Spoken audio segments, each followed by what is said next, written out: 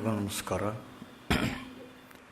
ಗೋಪಾಲಕೃಷ್ಣ ಗೋಖಲೆ ಅವರ 150ನೇ ಜನ್ಮವರ್ಷಾಚರಣೆಯ ಉತ್ಸವದಲ್ಲಿ 2ನೇ ದಿವಸ ನಾವು ಸೇರಿದ್ದೇವೆ. ಇವತ್ತು ಉಪನ್ಯಾಸ ನೀಡ್ತಾ ಇರೋರು ನ್ಯಾಯಮೂರ್ತಿ MF ಸರ್ಡಾನ್ಹಾ. ಈ ವೇದಿಕೆಗೆ ಪರಿಚಿತರೇ ಆಗಿದ್ದಾರೆ. ನ್ಯಾಯಮೂರ್ತಿ ಸರ್ಡಾನ್ಹಾ ಹಿಂದೆ ಅವರು ಬೊಂಬಾಯಲ್ಲಿ ಅವರ ಕಾನೂನಿನ ಪ್ರಾಕ್ಟೀಸ್ ಆರಂಭ ಮಾಡಿ ಆನಂತರ ಕರ್ನಾಟಕಕ್ಕೆ ಬಂದು ಕರ್ನಾಟಕದಲ್ಲಿ ಉಚ್ಚ ನ್ಯಾಯಾಲಯದ ನ್ಯಾಯಮೂರ್ತಿಗಳಾಗಿ ತುಂಬ ಒಂದು ಇತಿಹಾಸಾರ್ಹವಾದ ಸೇವೆಯನ್ನು ಸಲ್ಲಿಸಿದ್ದಾರೆ. ಮೂಲತಃ ಮಂಗಳೂರಿನವರು ಮತ್ತು ಅವರು ನ್ಯಾಯಮೂರ್ತಿಗಳಾಗಿ ಅವರು ದಕ್ಷತೆಯನ್ನು ಮೆರೆದದ್ದಕ್ಕಿಂತ ಹೆಚ್ಚಾಗಿ ಸಾಮಾನ್ಯ ಜನರ ಸಮಸ್ಯೆಗಳಿಗೆ ಸದಾ ಸ್ಪಂದಿಸ್ತಾ ಬಂದಿದ್ದಾರೆ. ಪರಿಸರ ಸಂಬಂಧಿತ ಸಮಸ್ಯೆಗಳು, ಅಳತೆ ಮೀರಿ ಬೆಳೆದಿರುವ ನಮ್ಮ ನಗರದ ನಾಗರಿಕ ಜೀವನಕ್ಕೆ ಸಂಬಂಧಿಸಿದ ಸಮಸ್ಯೆಗಳು, ಜನವಿರೋಧಿ ಧೋರಣೆಗಳು ಮೊದಲಾದ ವಿಷಯಗಳಲ್ಲಿ ಸದಾ ಸಾರ್ವಜನಿಕರ ಪರವಾದ ನಿಲುವನ್ನು ತಳೆದು ಜನರ ಕೃತಜ್ಞತೆಗೆ ಪಾತ್ರರಾಗಿದ್ದಾರೆ. ಹೀಗೆ ಜನಸಾಮಾನ್ಯರ ದನಿಯಾಗಿದ್ದಾರೆ. ಇವತ್ತು Gokhale's principles how relevant in today's public life ಅನ್ನುವ ವಿಷಯ ಕುರಿತು ಮಾತನಾಡೋರಿದ್ದಾರೆ. ತಮ್ಮ ಉಪನ್ಯಾಸವನ್ನು ಆರಂಭಿಸಬೇಕು ಅಂತ ನ್ಯಾಯಮೂರ್ತಿ ಸರ್ಡಾನ್ಹಾ ಅವರಲ್ಲಿ ಪ್ರಾರ್ಥನೆ ಮಾಡ್ತಾರೆ.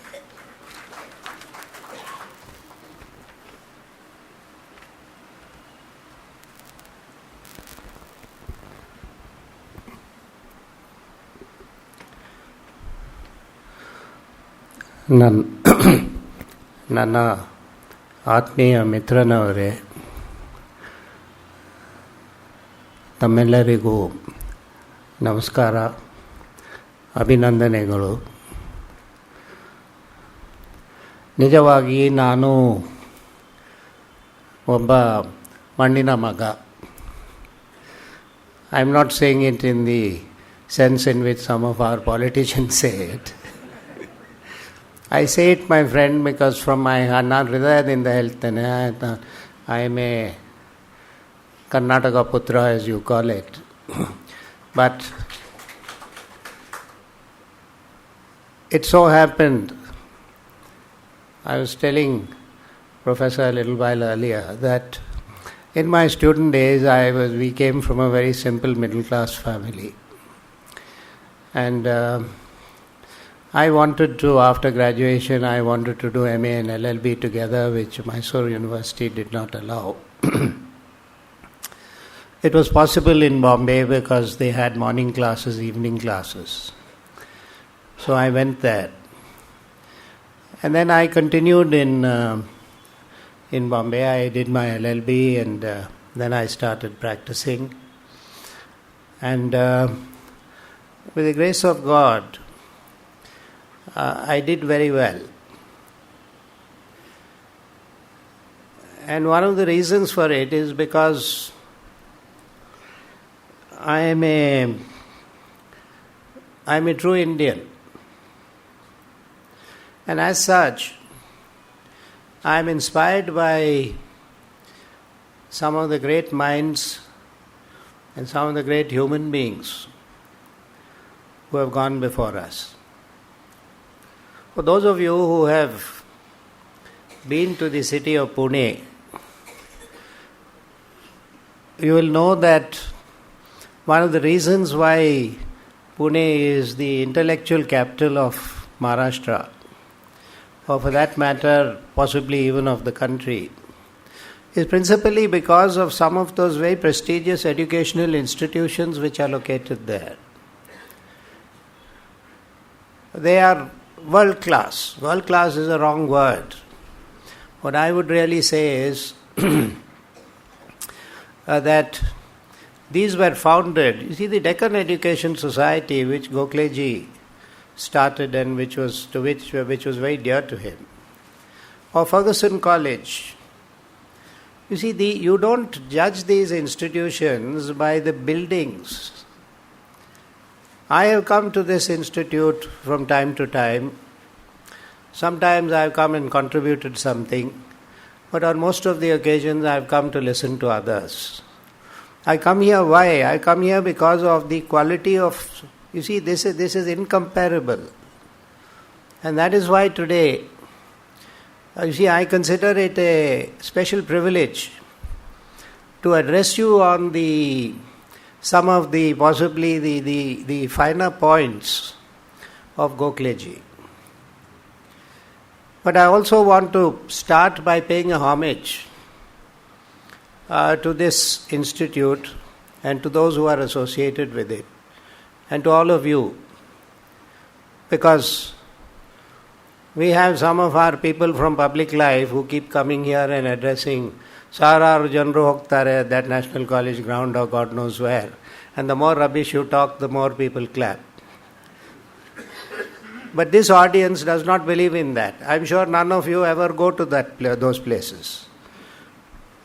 Because, you see, the mental makeup is different, the approach is different, the principles are different. And today, when we were discussing with regard to, we see which particular aspect of Gokhale ji's life we should concentrate on, because after a century and a half, when you recall somebody's life and when you remember them, you want the essence of the outstanding qualities of that human being to be accentuated. All of us, my friends, we are human. And despite my having worked through the years that I was a lawyer and through the years that I was a judge, I worked without any sense of fear. And when the media used to always ask me, they said, "Sir, where has this come from?" I said, this is a principle which I picked up from Swami Vivekananda. They used to always ask me, because I had his picture on my desk. And you know, in this country, before they ask you your name, adu computer ali, you're a Christian, he's a Hindu, or he's a Muslim, or the thing. You see, the immediate equation is done from your name and everything else. And invariably this question used to be asked. They said, you are a Christian, you are a Catholic, what is this picture doing there? I said, what is doing there is that I get inspiration. And I said, I wish more people follow that. Instead of keeping a picture of some film star or of some half-clothed woman, I said, you'll be much better.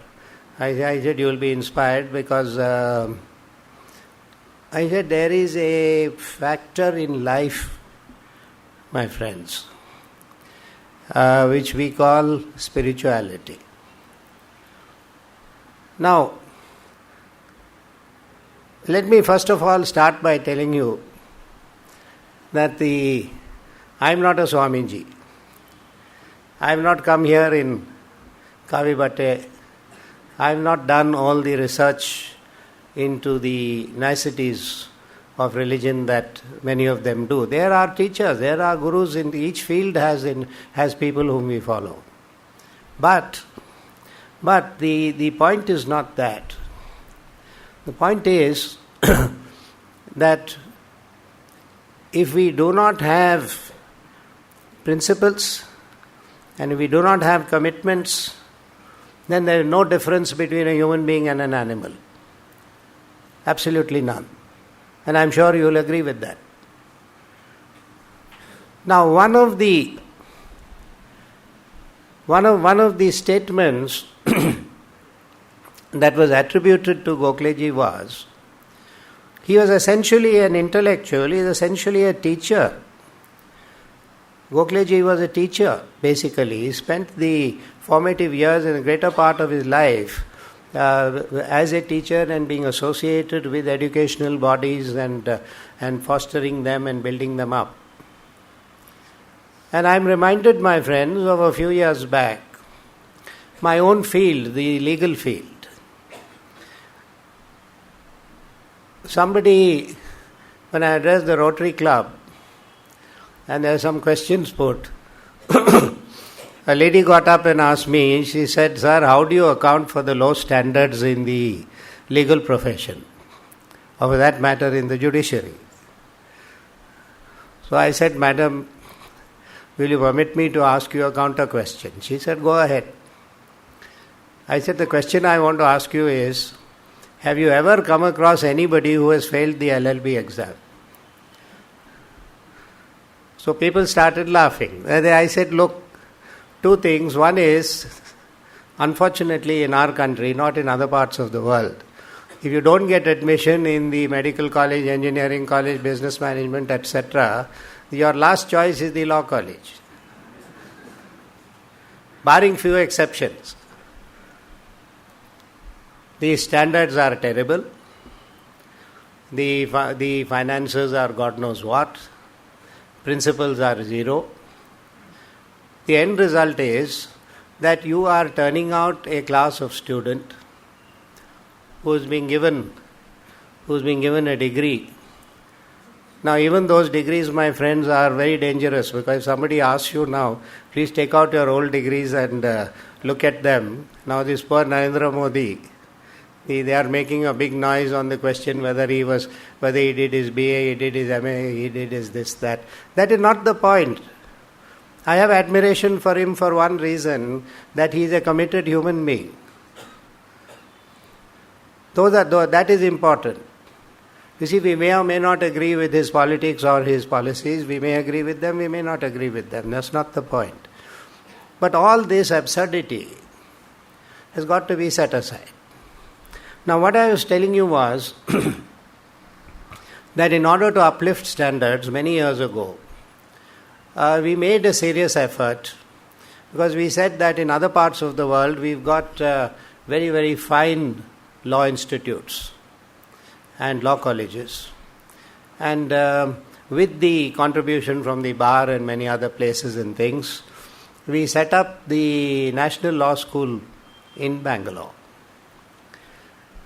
And Professor Dr. Madhav Menon, he was the head of it. The National Law School does a very good job. They got good professors, good standards, and it was easily the best law school, law university or law college in the country. Now, I have no hesitation in saying that I was associated with the setting up of this institution, because I believe that there can be no compromise in academic matters.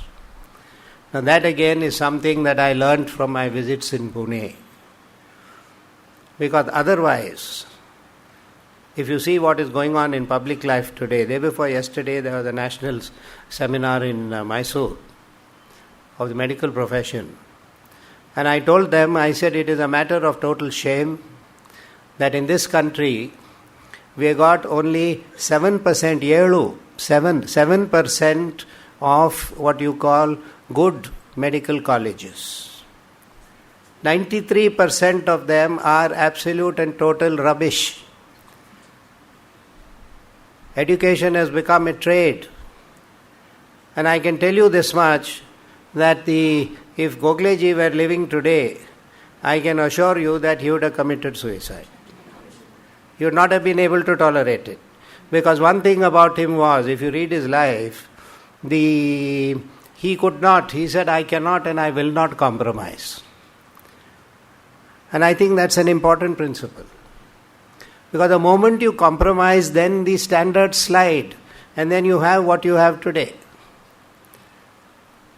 And what we need today is, according to me, a kind of a restoration of this. I won't say that it is a principle of spirituality. I would put it slightly differently. I would say that this is a principle of ethics. Now, we came into a lot of criticism because people who do not want upliftment. You see, it is very easy at these lower levels, when you have no commitments, no scruples and no standards, to just drift. That's what the word I use. You just drift. You see, you have no principle. They say that sometimes the essence of a good human being is that you should have the guts and the strength to swim against the tide, not swim with the tide. Swimming with the tide, you don't require any effort. Now, we came into criticism. I remember the members of the bar and lots of others saying, oh, this National Law College, they started using a funny word, my friend. They said, idu ಒಂದು elitist institution ಅಂತ ಹೇಳಿದರು. So I said, what do you mean by elitist? No, this is like sort of catering to the cream. I said, there's no cream. You go and see the students there. They are selected strictly on merit on the basis of I said, there are no compromises. It is on the basis of academic excellence. Because we want those levels. We don't want the levels to sort of plummet, and we don't want them to sink as is happening everywhere. Now what we feel is that when you have people like that who are turned out, they in turn, when they come into public life, you see, they will uplift things around them. I remember once in Bombay, it may sound humorous, but we had a Chief Justice who never got on with me. And the reason for it was only this, my friends. I lost my way in the legal profession. Unfortunately, I reached there. My commitment and my desire was to be a teacher. Now, the way I made up was that whenever an occasion arose, when they asked me to teach in the law college on a part-time basis, they used to pay an honorarium of 150 rupees a month in those days. But I used to get up early and go there because that was my contribution to the academic field. And in turn, I also found it enriching because I had to do my own research, etc. and whatnot. So that was roughly where matters started. But the Chief Justice, he told me, he said, brother, why do you go? He said, they call you for all sorts of seminars and they call you for all sorts of lectures. And he said, why do you go? Because as a judge, you should refuse it. Say that I will not express any views and I will not participate in anything. I said, I don't share those views, Chief. I said, I only go to the educational institutions. I don't go to public bodies. I don't go to the Maidans and these sort of places. I said, that I leave to the politicians because they are very happy going there. Politicians, film stars, there are enough of guests who are available. Now, anyway, there is a strong difference of opinion. And he said something. So at that time I remember telling him, I said, Chief, I said, by the grace of God, I have enough of courage and I have enough of intelligence which God has given me.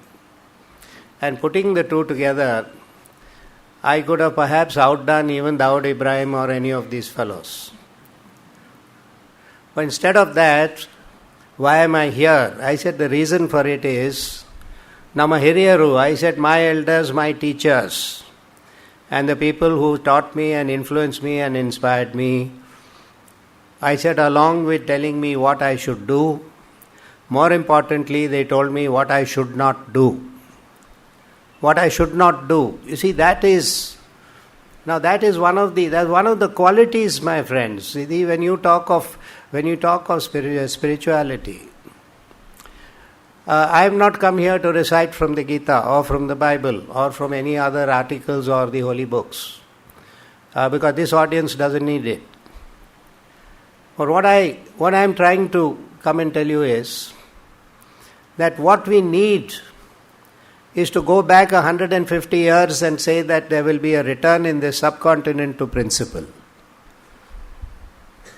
What are the type of people we have got in public life? We have to bring laws, we have to make laws to stop people from floor crossing. Now these are supposed to be the leaders of society. Now contrast it with, I'll just give you one small instance. I don't know how many of you are very familiar with with many of the important incidents in Gokhaleji's life. At one stage, there was an epidemic of plague, which broke out in Pune and some places. And as you know, that's a deadly disease, and a lot of people died. And the then British government, they did whatever best they could do. Now, somehow the feeling was that they had not done a sufficiently good job. And there was a lot of criticism. Now, a commission was set up in England called the Welby Commission. And Gokhaleji went to the UK and he gave evidence before that commission. And if you read the reports, because of the sheer stature of this person, the government and the commission took it very seriously. Because they said we need to value and we need to give a lot of credibility to what has been pointed out by him. Now he felt strongly that enough had not been done and that many lives were lost and so on and so forth. And because of that, he was very strong in his criticism. Now, when he was in England, my friends, as you know, there is a lot of debate on this. I may feel very strongly, for instance, that the government has done wrong in something. Now, one of the points which he took up, I remember, was that India was part of the British Empire, as all of you know. Britain was involved in the war. And what the British did was that they wholly and completely involved India in the war. Our boys were taken and recruited into the army and they were made to fight, etc. They used to be sent there like cannon fodder. They were sent ahead and the Britishers would be at the back so that the casualties were more, etc., etc. These were not very nice. But anyway, that is history.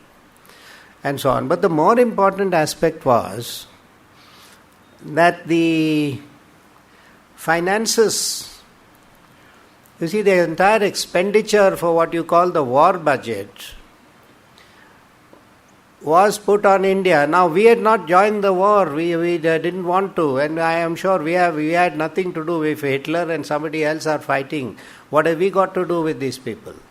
And we were forcibly dragged into the war. And he was a principal person, and he said it is absolutely wrong to saddle this country with it wasn't an independent country, but it was an entity. And he said it was very wrong to saddle us with this expenditure. Now the reason why he said it, my friends, and I'm sure in hindsight all of you will agree, is because he said why we are pulled into somebody else's fight. We are not particularly rich. Our government and our leaders who come from a different island, they are exploiting this country. And on top of it, why should we be made to contribute? Now, you see, that's not very well, it's not come out very well in the accounts. The objection which he had was not financial, my friends, it was moral. He said, what is this war doing? It's killing millions of people.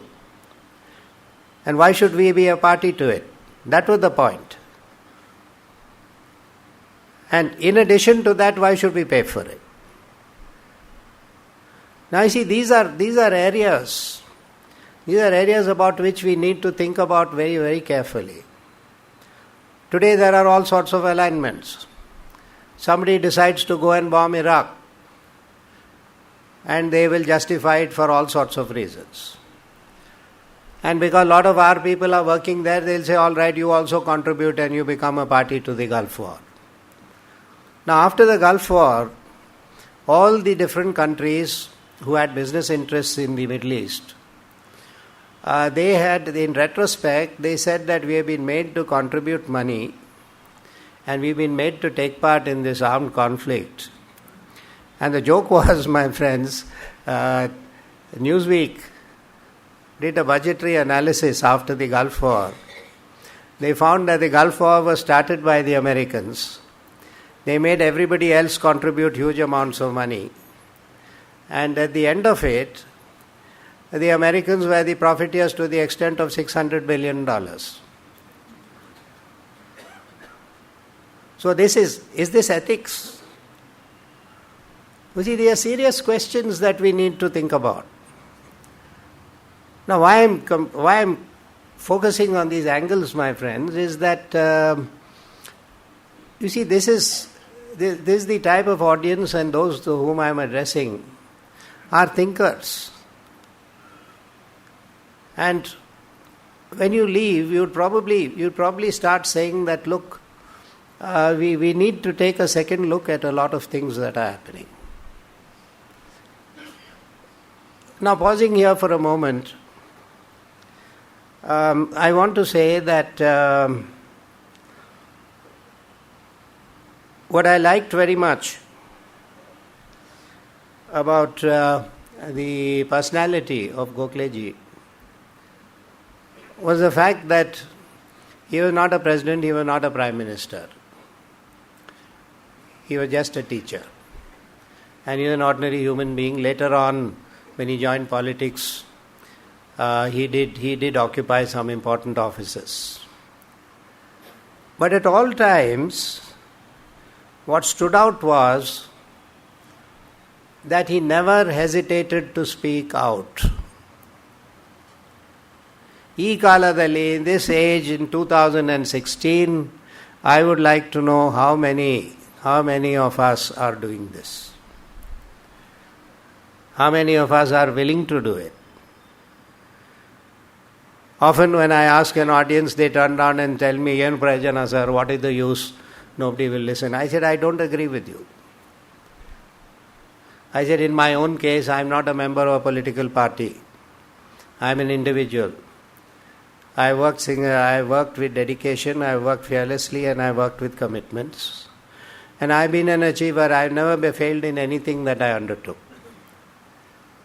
Because I do believe that there is a power up there, and that power will bless your effort, provided you are in the right. Sometimes wrong things succeed, but that is temporarily.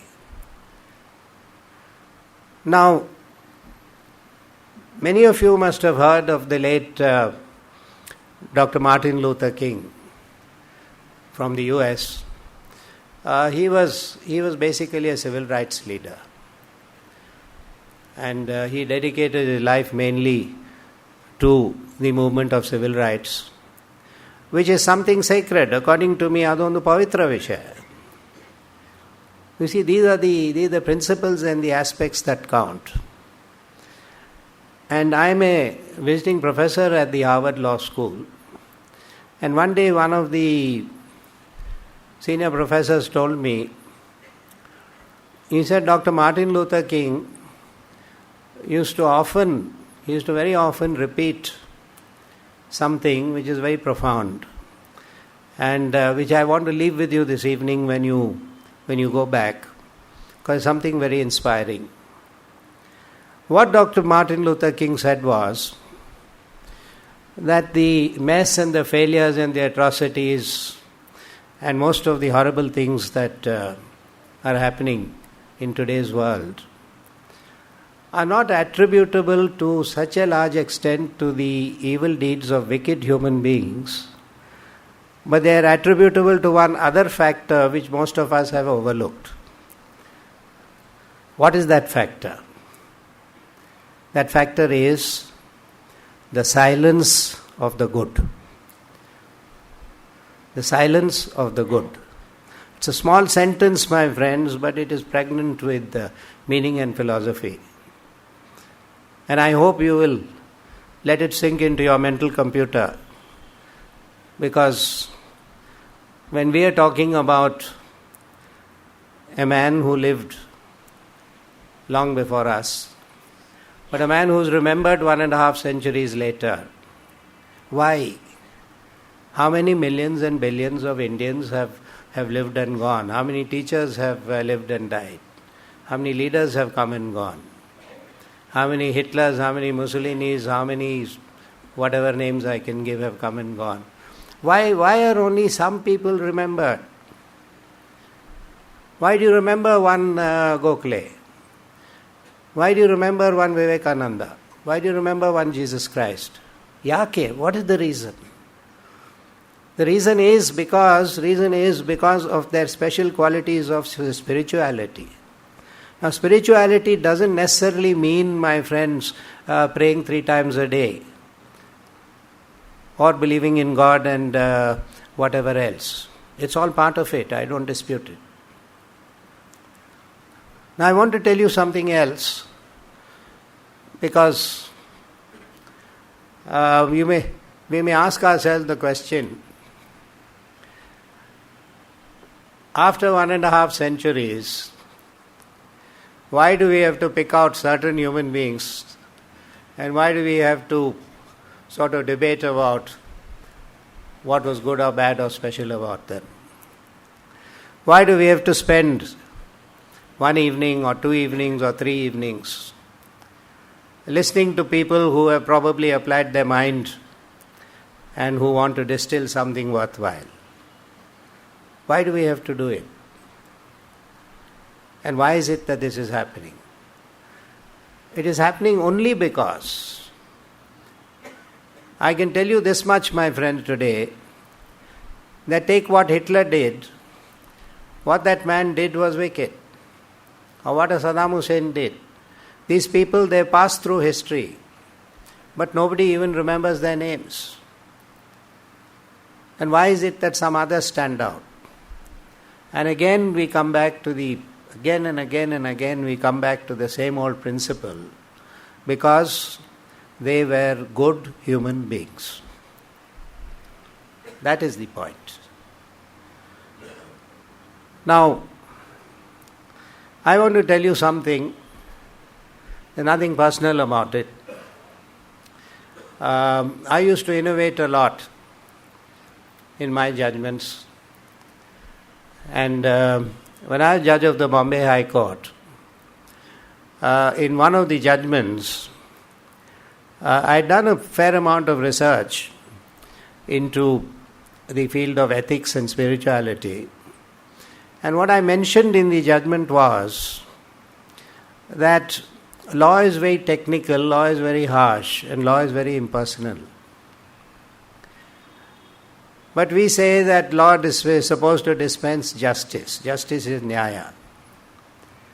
Now, what I said in the judgment is that as a true-blooded Indian, I feel that there cannot be, I didn't use the word justice, I said there cannot be true justice unless nyaya is intertwined with dharma. Now, this judgment received a tremendous amount of acclaim globally, from North America to Europe to everywhere else. Unfortunately, the Times of India wrote a very strong editorial against me, in which they said that this man has forgotten that he is a judge in the High Court and he is pontificating, and if he wants to do all this, he should wear saffron clothes and sit in the Himalayas, not in the Bombay High Court. So I called the editor and I said, look, my friend, you think that I called you because you criticized a judgment, and you think that I called you because I am going to warn you or tell you to apologize, etc. I told him that's not the purpose. I said, this is a free country. You have every right to say whatever you want. You have every right to criticize me. I will take it. I have no problem about that. The purpose why I called you is entirely different. I said, you have read 10 lines in the newspaper, as these fellows often do. You see, it's like these crows who go to the dustbin and pick up something. So these reporters also, they'll just pick up some thing and they'll write some 10-line report. Now that is the material on the basis of which this editorial was written. So I told him, I said, I devoted a lot of my time and research to this particular judgment. And when I talk about true justice, I said, I mean something. I said, this is philosophy. Now this is based on an Indian concept. The rest of the world still does justice impersonally. And I said, this has got to bring about a revolution in the way in which, when I use the word true justice, and when I say that Nyaya has got to be intertwined with Dharma, and I said it makes sense. And the world has realized it. Now I am giving you a copy of the judgment with the request that you may kindly read it. I am not going to ask you to change your views. I said, please read it. If you like it, profit from it. If you don't like it, throw it in the waste paper basket. ಒಂದು ವಾರ ಹೋಯಿತು. The editor phoned me up. He said, sir, can I come and see you? I said, come. He said, this morning I have written a full-page editorial in the Times of India. That time it was India's largest circulated newspaper, in which I have said that for the first time in the history of the Times of India, an editorial is being retracted. He said, I was misled and I was wrong in having expressed the views which I did. I said, these are principles which are, I said, they come from our Shastras, it's not come from me. So, I said, maybe many of the great thinkers before us, I said, they've enunciated these principles. So he said, I have written, not only have I retracted my earlier editorial, he said, for the first time I have written a full-page editorial explaining the nuances and the finer points of what had been put out in this judgment. And I said, this basically is the manner in which our court should work, or all courts all over the world should work. Because that is really, adu ondu pavitra vishaya, it's a sacred principle. But we can't live lives impersonally. Now this is one of the standout points, my friends, that emerges when you analyze the life and work of Gokhale ji. Now something very different. All of us have egos. And even if we do something wrong, we don't want to admit it.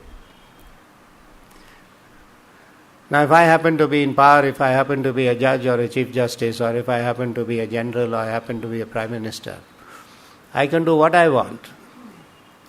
But even if I'm wrong, you see, we got to understand that if you look at all the intellectuals and all the truly great human beings through history, one of the outstanding qualities of those human beings was that they were very simple human beings. They had no ego. I remember once when I had met one of the finest doctors in the world in South Africa, one of the most famous. I was struck by the simplicity of that person. And when I said something about his professional skills, he just smiled and told me, he said, Justice Saldanha, we are all instruments of God. We are all instruments of God. I delivered judgments that have put me on the world map. I don't take credit to it because maybe I put in hard work and many qualities. But basically I believe that, there is a supreme power who's guiding us. And that is what we are translating. Now that is the essence of simplicity. But unfortunately today, we have arrogance levels in public life. Now when you get arrogant, first of all you are blind to your mistakes. Two is, when you are arrogant, if anybody even tells you nicely, ಸ್ವಾಮಿ ನೀವು ತಪ್ಪು ಮಾಡಿದ್ದೀರಿ, ನೀನು ಯಾರೋ ಹೇಳಲಿಕ್ಕೆ ನನಗೆ? What do you think of yourself? Who are you? I mean, that's the type of reply. Now, why I am referring to this is, my friends, that one of the lesser known aspects is the fact that despite that he is feeling very strongly over the plague incidents, and despite Gokhaleji having come out, I mean, he made no bones about the fact that he felt, he even alluded to the fact that perhaps if this had happened in their own country, the British government would have spent more money and been more considerate. But when it happened in India, they couldn't care less because we were their subjects. And he didn't say it in so many words, but in other words, you see, he was critical of their attitude also and things. Now, many people told him that they said, perhaps you have misjudged the situation because maybe you have been a little too harsh. And when he came back to India, he came back to Pune, and when he looked around and when he worked a lot during those days for plague relief. And do you know that he tendered a public apology? Nobody asked him for it.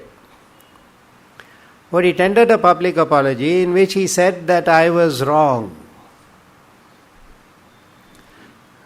Now I would like to ask you, my friends here, how many of our judges would be willing to admit this? New Delhi. How many people in public life would be willing to do this? Why can't you have? Because you see, the principle involved in that is that if you admit that you are misjudged or that you have gone wrong, then what happens is that it leads to something good. Because you are arrogant and you refuse to admit your mistake, then it's only disaster after that. Whereas if you have the good sense and the humility to accept that something was not the best way of being done, then what is going to happen is that people will respect you more and there will be an outcome of good. Now these are some of the finer principles that emerge from the life and works of this person. Undoubtedly, he was a very good teacher.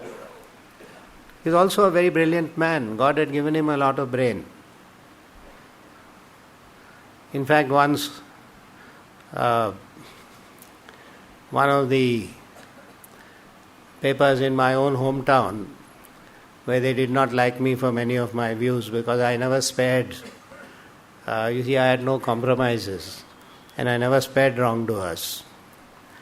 I was very kind to people where it was necessary, but when it came to the question of justice, I could also be very harsh. And one of the editors of the local English paper in Bengaluru, I thought he was being a little humorous. He said the bad thing about Justice Saldanha is that his brains have gone to his head.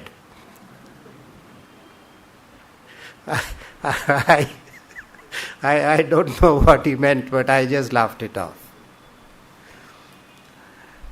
You see, the point that emerges again something else is the fact that day in and day out, in this subcontinent, I won't say it about some other parts of the world, our Sanskriti is 5,000 years old, it's there in our genes.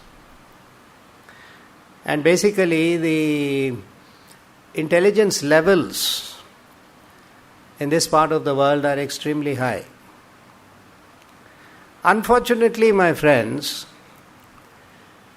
we are very good at criticizing. That fellow is an idiot, he is a bloody fool, ಹೀಗೆ ಮಾಡಬೇಕಿತ್ತು, ಹಾಗೆ ಇದು ಅದು ಎಲ್ಲ. Nobody is willing to lift a little finger. Of course, there are dangers when you start doing a lot of public work, and when you stick your neck out to help people, there is a backlash also. I remember I probably have done more for the city of Bengaluru in public interest litigation, whether it is from water supply to potholes to trees to whatever. I've probably done more because, you see, I'm built that way and those are my commitments. I have not done it for any other gain. I didn't get any money out of it. I don't care. And I was criticized. I remember once when I took the pants off the chief engineer of the corporation, and I warned him. I said because when I had first come here, my friends, in 94 when I was transferred, I found the roads in Bangalore were so terrible. Terrible is not the word, full of potholes and this and whatever you name it. And this Lakshman, who used to do a small cartoon in the Times of India, a very witty man, and he used to make you laugh first thing in the morning. News report bantu that the Americans had sent that Mars probe, some satellite, which after 5.5 years reached the planet Mars. Not only it reached the planet Mars, but it sent back photographs of the surface of the planet. Now those photographs were nothing to look at. I mean, it's a barren, pockmarked, crater-ridden surface. But anyway, the surface of Mars, photos came in the paper and all that. Next day, Lakshman did a very witty cartoon. The common man's wife asked her husband, she said, why did the Americans spend $5.5 billion to send this machine to take photographs of the surface of Mars? He said if they wanted those pictures, they could have they photographed Bangalore's roads. It would have been much cheaper. That was the time when I had taken action. And I told the corporation that I called the chief engineer and I told him, I said, look, I don't mince words. I am giving you 21 days within which every single pothole in the city of Bangalore will be scientifically repaired and filled up and evened out. I said, don't do a rubbish job, because I said, if you do any nonsense anywhere on any road in this city, I'll make you pay for it through your salary and redo it. Don't play the fool with me. Sadhyave illa, sir. 21 ದಿವಸದಲ್ಲಿ, how can we do it? He said it will take at least 1 or 2 years and something and all. I told him, Mr. Chief Engineer, Nodo, I given you 21 days. Don't waste part of it talking nonsense in my courtroom, okay? I said, go and start working and see that it is done, because I will personally go around and inspect it. And if you have not completed it within this period of time, I said, I will send you to jail for contempt.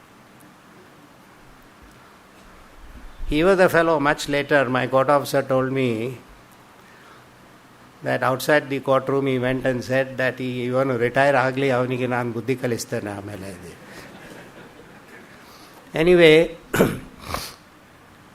I had gone to Delhi for a seminar. We had the old airport, HAL airport those days. Flight was delayed, and for security reasons my poor driver was waiting there. 1 o'clock at night, I was very tired. I got into that Sarkari Gadi. One good thing about that ambassador car is that it is so big that you can sleep in it. I was dozing off, and I stay on Rest House Road near Brigade Road. The driver came, he turned Kaveri Junction, and then when he turned on to Church Street, he stopped the car. I woke up. I said, Yenaitu? Sir, ಇಲ್ಲಿ road works nadita ide. So he said, I'll reverse, I'll go by some other. I said, no, don't go. Hey, let me see what. I got down and I went there and I asked that supervisor, that engineer or whoever it is, ಏನು ಮಾಡ್ತಾ ಇದ್ದೀರಿ ಸ್ವಾಮಿ ನೀವು? Then he started grumbling. I said, "Do you in Bangalore, people don't work in the daytime." And at 2 o'clock at night, I said, "Nange ಆಶ್ಚರ್ಯ ಬಂತು that you fellows are working at night." Then he told me, "Sir, ನಮ್ಮ ದೊಡ್ಡ ಸಾಹೇಬರು ಹೇಳಿದರು, ಆ ವಿಧಾನಸೌಧ ಎದುರಲ್ಲಿ ಆ ಕೆಂಪು ಬಿಲ್ಡಿಂಗ್ ಇದೆ ಅಲ್ಲ, ಅದರಲ್ಲಿ ಒಂದು ಜನ ಇದ್ದಾನೆ ಸರ್, ಪ್ರತ್ಯಕ್ಷ ಭೂತ ಅವನು. ಅರೆ ಸುಮ್ಮನೆ ಎಲ್ಲರಿಗೆ ಮೇಲೆ ಕೆಳಗೆ ಮಾಡಿಬಿಟ್ಟಿದ್ದಾನೆ ಅವನು. ಎಷ್ಟು ಹೆದರಿ ಹೋಗಿದ್ದಾರೆ ಜನರೆಲ್ಲ. And he said we have to work day and night because it's very dangerous dealing with this type of fellow. So I said, ಹೌದಾ, ಹೆಸರೇನು ಅದು ಗೊತ್ತಿಲ್ಲ ಸರ್, ಹೆಸರೇನು ಗೊತ್ತಿಲ್ಲ, ಮಾತ್ರ ನಮ್ಮ ಸಾಹೇಬರು ಹೇಳಿದರು. And this, that, and he told me some more good things also. And he was very free with his language. Then, anyway, I laughed. I said, let me go now. Then I came back. I said, ಸಾಹೇಬರೇ, ಒಂದು ವಿಷಯ ಹೇಳಿ. ಏನು sir? ಈ ನಮ್ಮ MG road ಇದೆ, ಇದೆಲ್ಲ all these main, so many roads are there, they are all full of all these things. I said, how is it that you fellows have not started with those roads? Why have you started on this road? So he says, ಸಾಹೇಬ್ರೆ ಹೇಳಿದ್ರು, ಆ ಜನ ಇಲ್ಲೆಲ್ಲೋ ನಿಲ್ತಾನೆ, ಅದನ್ನು ಮೊದಲು ಮಾಡಿದ್ದೀವಿ.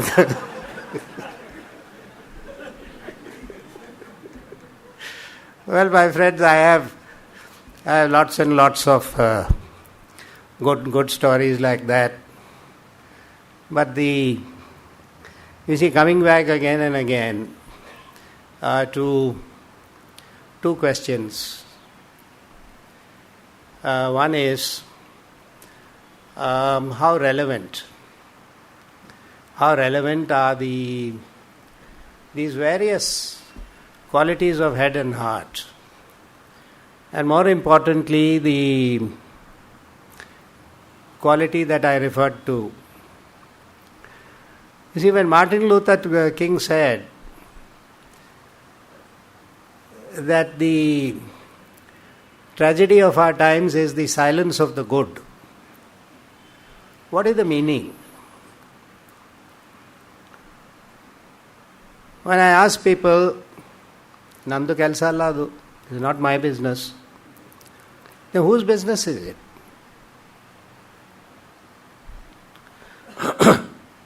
This is you see, the attitudes, unfortunately, the attitudes are wrong. And the attitudes are wrong because we are lacking commitment. Now that is what we have got to ingrain in the future generations. See, the institutions that were started in Pune have had a multiplier effect because we've got institutions all over the country and all over the world. We've got very, very fine people in our universities. In fact, the best human beings are there. To give you just one example, you read the papers. Starting from 1983, the judges of the Supreme Court started dabbling in the field of medical education. They have made an unholy mess of everything, starting from that time. Even this year now, you do this, you don't do that, earlier decision is modified, something else, what not. I was then the Advocate General of the state of Maharashtra. And I told the Chief Justice, I said, please set up a small panel of experts, pick the best brains from the profession, 2 people. The best brains, I said, we got some very, very good administrators. We had Mr. K.B. Srinivasan, who was the Medical Education Secretary in Maharashtra. I mean, the man was absolutely tops when it came to professionalism, knowledge, skills, etc. So I said, pick 2 of those And the more important thing is, please pick 2 of the best brains from the university. Now refer these issues to these 6 people. And unlike a judge who takes 15 years to give a report on an inquiry commission, because when a judge is asked to start an inquiry commission, he thinks he has to get his lifetime pension out of that. Now the Justice Liberan Commission has broken all records, 15 years and 4 months to deliver a report which is in 15 volumes, and nobody has read it. I hope he himself has read it. But what is the use? I said refer it to an expert body of this type. I said, I can assure you that within 3 weeks they will give you their recommendations, which will be not more than 2 pages.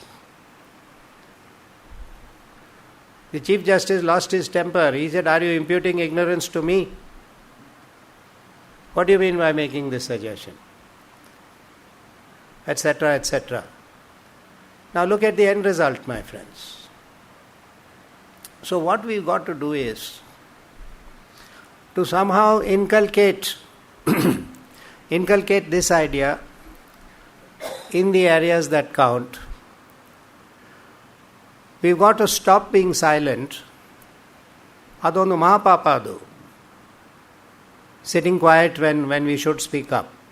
Or keeping quiet when you should oppose. Because I believe that it is a mortal sin. And nobody is going to kill you for doing it. The point is, half the time you couldn't care less, or half the time you are reticent, or half the time you say, adu nandu kelsa alla anta. And whatever. It's like I was telling you about all these public interest cases. At one time there was a lot of problem in Bangalore with regard to water distribution and all, which to some extent I was able to resolve. One night I had come back, I was sleeping because I was not feeling well. And those days we were dependent on the landline. This phone rings. It was next to the bed, I picked it up. Some lady says, hello. I said, hello.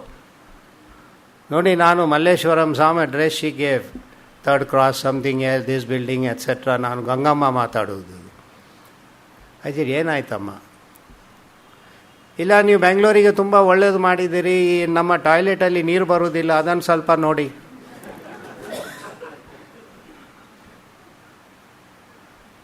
I said ಅಷ್ಟೇ ಹೇಳಿ, ನನಗೆ ಬೇರೆ ಏನು ನಿಮ್ಮ ಮನೆಯೆಲ್ಲ clean ಮಾಡಬೇಕು ನಾನು ಅಲ್ಲಿ ಬಂದು.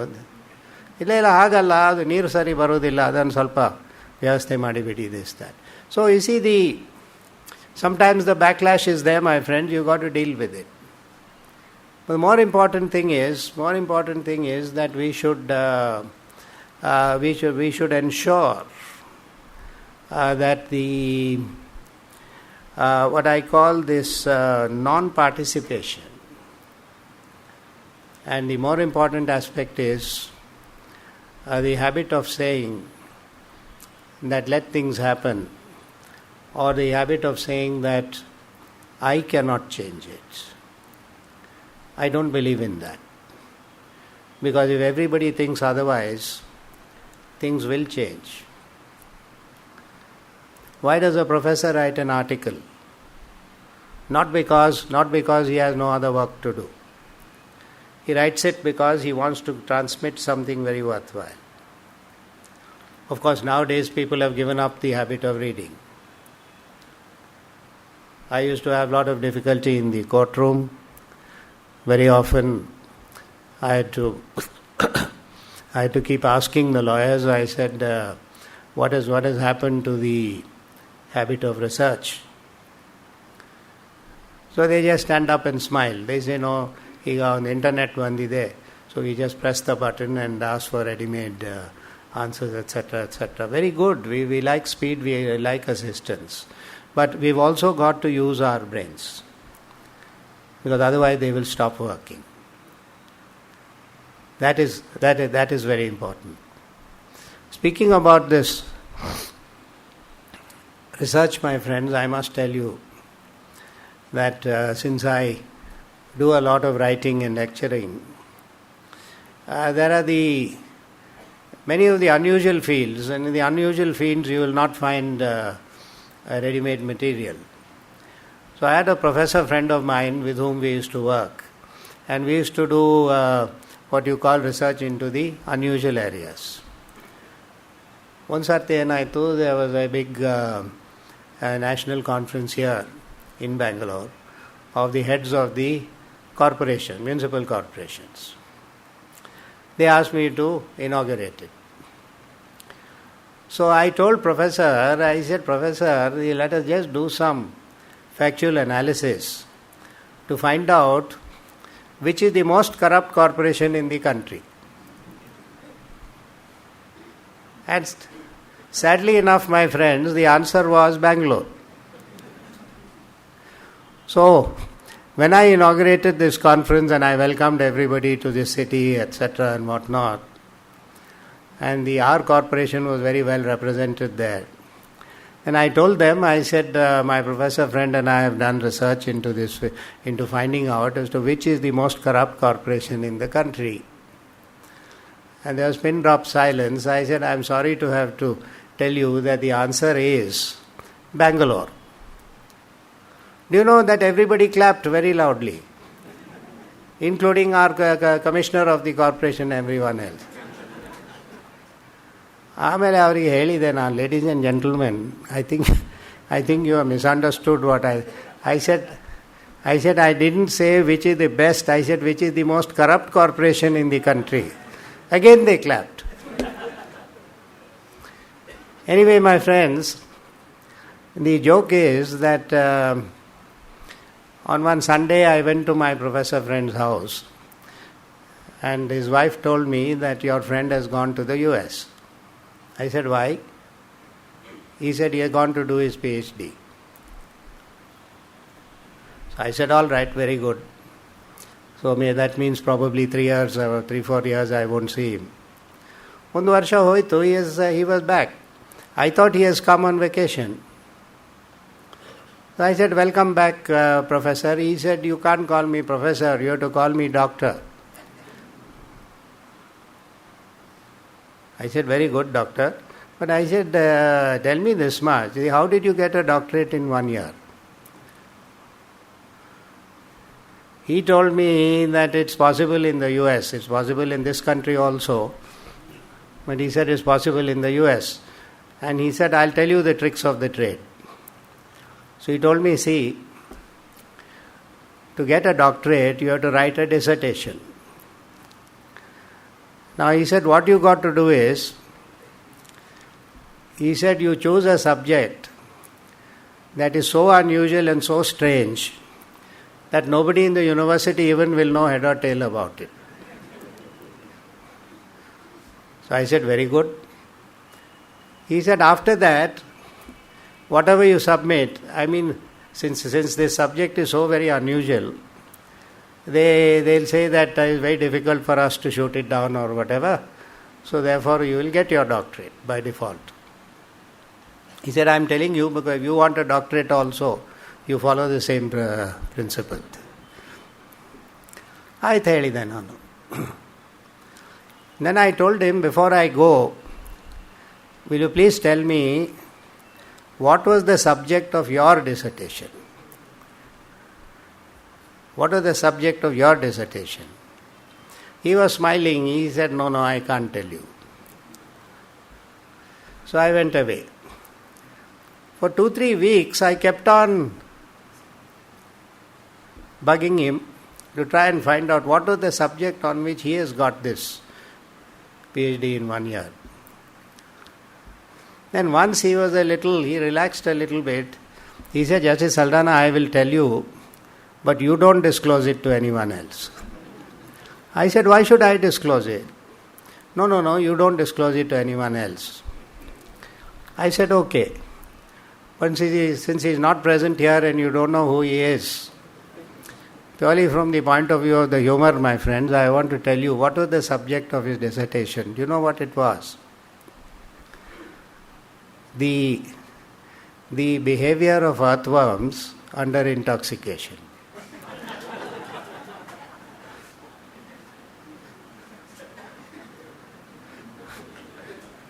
I told him, Swami, nimge namaskara ಮಾಡ್ತೇನೆ. I can't say anything more than that.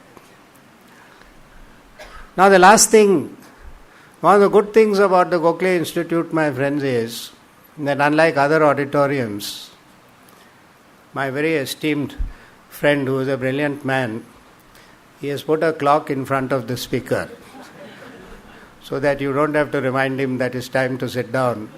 He said, you can see that your time is up. No, one of the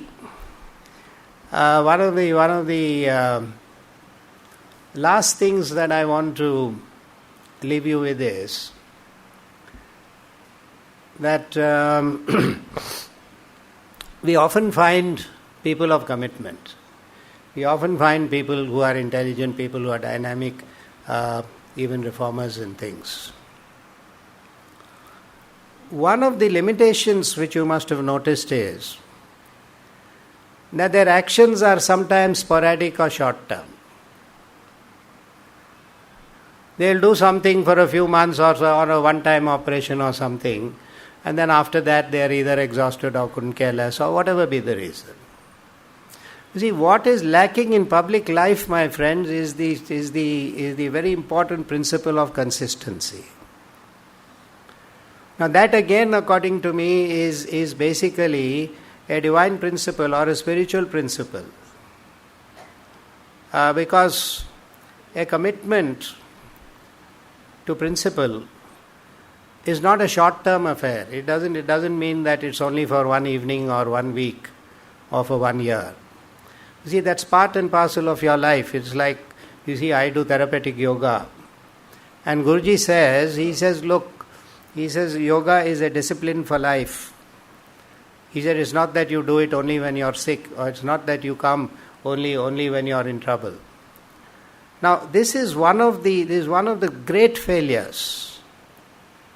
One of the very great failures that we find very often in many human beings in different aspects of public life.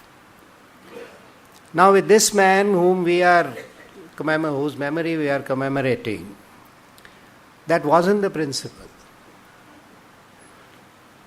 You see, he did not change from the days when he was a teacher. He did not change from the days when he was an administrator of these institutions. Nor did he change when he was later on associated with Indian National Congress. And the credit goes to him that he was the only one among all our freedom fighters. I don't know how many of you have taken note of it. You're the only one among our leaders at that time who disagreed with Nehru, who disagreed with Sardar Patel, and who disagreed with Gandhiji on numerous occasions. And he was able to, because of his views, he was able to orient a lot of the decisions that were taken and a lot of things that happened. Gandhiji was very, very particular about the fact that we should achieve freedom only through non-violent methods. He said, under no circumstances should we resort to violence, etc., for a variety of reasons, most of which were again ethical. Because when you start violence, violence breeds violence, and then everybody gets hurt. You say an eye for an eye, tooth for a tooth, and then you say that the whole world is left blind. So those were roughly the thing.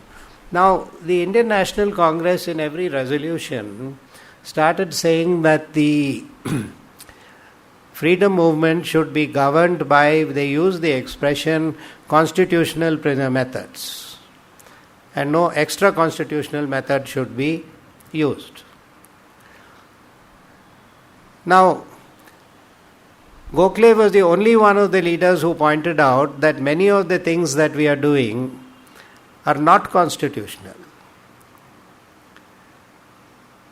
He said, for instance, you see, at that time, waging war against the state or indulging in what the British called anti-national activities was considered treason, and it was a criminal offence.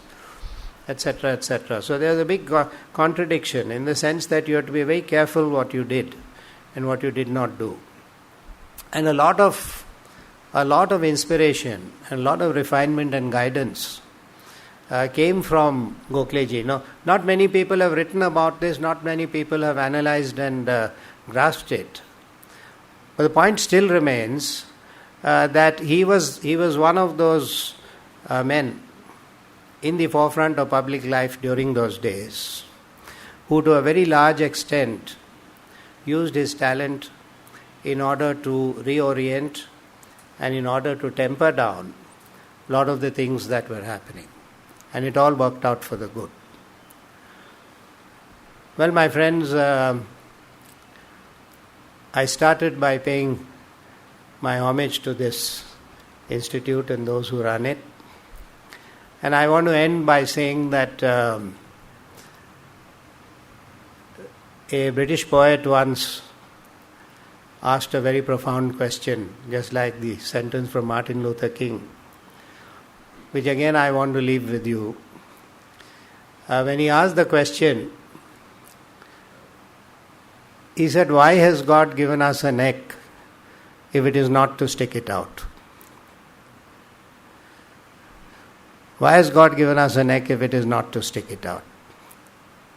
Please think about it, because that has a lot to do with what I told you this evening. I talked about the principle of consistency, and Pandit Ji had taken out that little verse from Robert Frost and stuck it on his desk, wherein he, you see, as I said, we don't need sporadic movements. What we need is lifetime commitments. That is the big difference. Not one-time efforts. And that is very pregnant in what Robert Frost had said in that little verse, where he said, "The woods are lovely, dark and deep, but I have promises to keep, and miles to go before I sleep, and miles to go before I sleep." That really has got to be the mantra for our lives.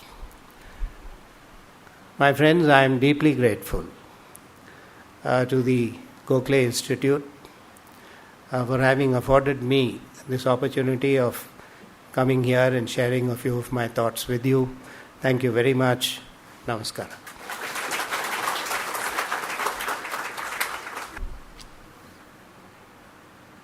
Our next program, tomorrow evening, we shall have the pleasure of listening to Professor R.L.M. Patil on the subject Gokhale's legacy. Justice Saldanha started with mentioning the fall in standards in education. Gokhale brooked no compromise as regards the quality and standards in education. He was an educationist during the prime time of his life. The dire need now is to return to and recover the values which had prevailed in Gokhale's times. Even in his presentations about financial administration, Gokhale was chiefly concerned with the moral aspect of public affairs, as Justice Saldanha explained. Mentioning Dr. Martin Luther King, Justice Saldanha emphasized that a prime cause of the prevailing chaos is the silence of good people. Gokhale spoke his mind, recalling a judgment of his own. Justice Saldanha said, "Nyaya and Dharma need to be intertwined. This is an ideal devoutly to be wished." Iconic people like Gokhale are simple, straightforward people, free from ego and arrogance. This gave Gokhale the moral strength, for instance, to tender a public apology, not caring for his own image. the qualities of head and heart that Gokhale fiercely maintained deserve to be cherished at all times. Interspersed with true life experiences, Justice Saldanha has memorably explained how Gokhale's life message continues to be relevant 100 years after his passing. Above all, Gokhale ever remained a constitutionalist. I thank Justice Saldanha on behalf of all of you for a most lucid presentation. I request Justice Puttaswamy to kindly come on to this stage and honor the distinguished speaker.